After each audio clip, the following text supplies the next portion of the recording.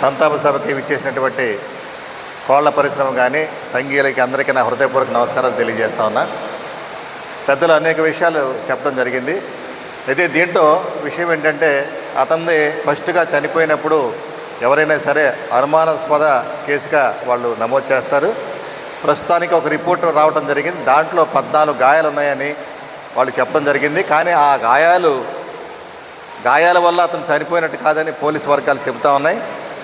గాయాల వల్ల చనిపోలేదు అనుకుంటే, అతను సూసైడ్ చేసుకున్నాడు అనుకుంటే ఏ పాయిజనో తీసుకోవాలి, లేదనుకుంటే దానికి ఒక ప్రాపర్ కారణం ఉంటుంది.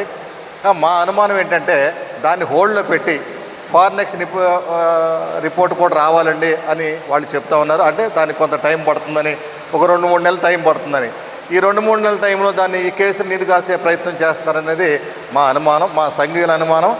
అలాగే వాళ్ళ పేరెంట్స్ వచ్చి మమ్మల్ని అప్రోచ్ అయ్యారు. మేము కూడా డిపార్ట్మెంట్ని అప్రోచ్ అవుతా ఉన్నాం. ఆ ధర్మిల ఇక్కడ మన కోళ్ల పరిశ్రమ ఉన్నటువంటి సోదరులు కూడా మేము చేసే కార్యక్రమానికి కూడా దానికి కూడా మీరు కథలు రావాలి, సంఘీభావం తెలియజేయాలి. ఈ నిజాలనేవి ఖచ్చితంగా తెలుస్తాయి. ఎందుకంటే ఆయన ఫోను, అక్కడున్న సిచ్యువేషను, ఆ రిపోర్టు, గాయాల వల్ల చనిపోలేదంటే పాయిజన్ తీసుకుని ఉండాలి. ఆ పాయిజన్ ఏంటనేది తెలియదు. ఏదో ఒక విష పదార్థం మీద ఉంది, దానికి ఇంకా రావాల్సి ఉందని అంటే దాంట్లో మరం ఉందని నా అనుమానం. అవన్నీ కూడా నీకు తెలుస్తాం. ఖచ్చితంగా ఆ కుటుంబానికి న్యాయం చేస్తాం.